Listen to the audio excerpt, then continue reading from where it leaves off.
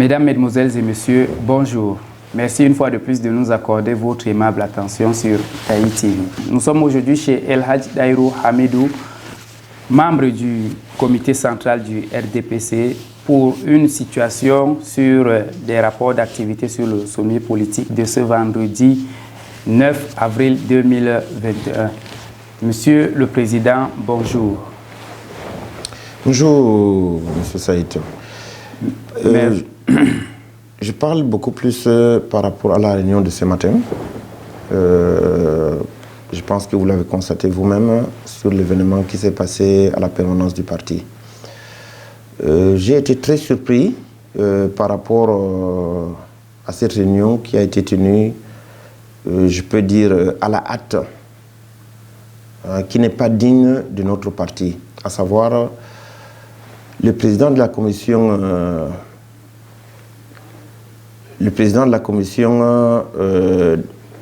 de validation, qui est El Hadj Issa Balarabe, a convenu une réunion ce matin, à la hâte, je peux dire, à savoir, comme je le disais tout à l'heure, certains présidents des sous-sections, dont il n'y en avait que 3 ou 4 présidents des sous-sections, ce qui n'est pas du tout juste. Parce que quand on veut faire une commission de validation, il faut d'abord le président et les 2 adjoints, les 2 vice-présidents, à savoir la présidente de OF et le président de OJ. Donc déjà, la présidente de OF était absente, bon, pour des raisons inconnues.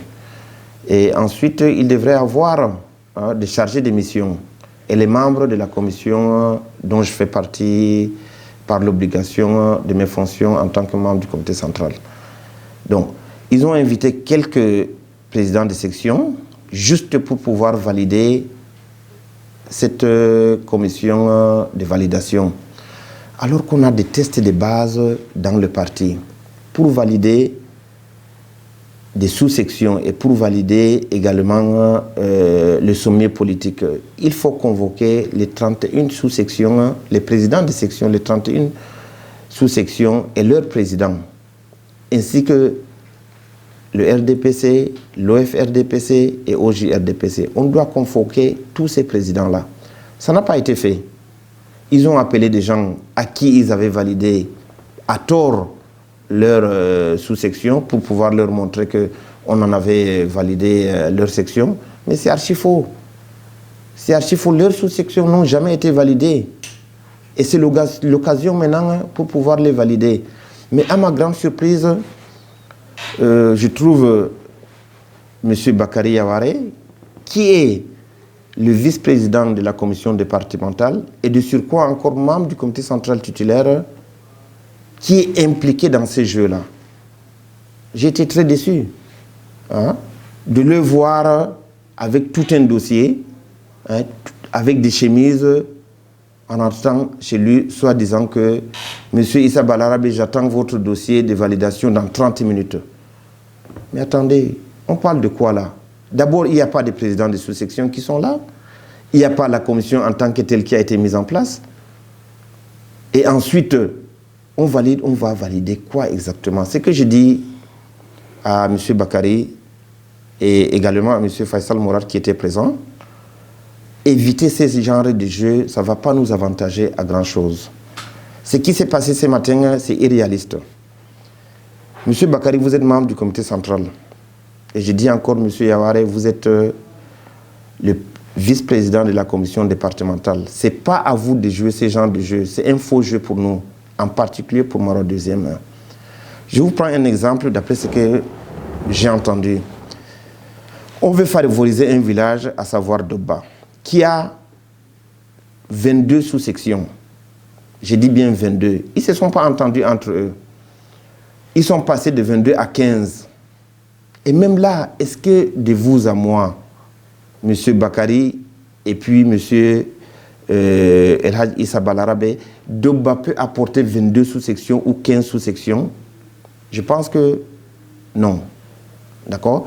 Déjà, en termes d'inscrits au niveau de Doba, ils sont à 4516 inscrits à Elekam. Je dis bien 4516 inscrits à Elekam. Vous avez un seul quartier à Maroua, je dis bien un seul quartier, à savoir Doualare, ils sont à 12 141 personnes. Je dis bien 12 141 personnes inscrites. Et vous voulez donner plus de sous-sections à Doba que Doualare. Je pense que c'est injuste. Vous savez, on est dans une phase où il faut grandir. Il faut qu'on grandisse tous. Il faut qu'on grandisse par rapport à cette sommier que le comité central a demandé et qui est suivi par le président national. Grandissons. Pourquoi je dis qu'il faut qu'on grandisse? Évitons de faire ce genre de faux. Parce que dans certains quartiers, cette personne-là n'existe pas. Il n'existe nulle part. Nous le savions tous. On a eu l'occasion de faire un sommier pour rattraper nos erreurs. Mais vous continuez dans les mêmes erreurs pour offenser encore nos propres militants. Parce que ce qui est sûr et certain, vous n'avez pas ces chiffres-là à Doba. Vous ne pouvez pas sortir 22 sous-sections ou encore 15 et même encore 10. C'est impossible. Sinon, vous pouvez sortir à Funangue. Funangue a 4616 votants. J'ai dit 4616 inscrits à Elekam. Ils n'ont que 2 sous-sections. Et vous faites la comparaison avec Doba qui a 4516 inscrits, 4515 ou 4516 inscrits. Ils ont le même nombre. Mais par contre, vous voulez mettre 22 à 15 sous-sections là-bas. Et ensuite, à Maro, à Funangue, 2 ou 3 sous-sections. Soyons sérieux. Hein? Donc, ça veut dire tout simplement et simplement que nous allons rentrer dans les mêmes erreurs de 2020. Ça veut dire que nous allons encore perdre des élections parce que nous n'avons pas respecté les tests de base.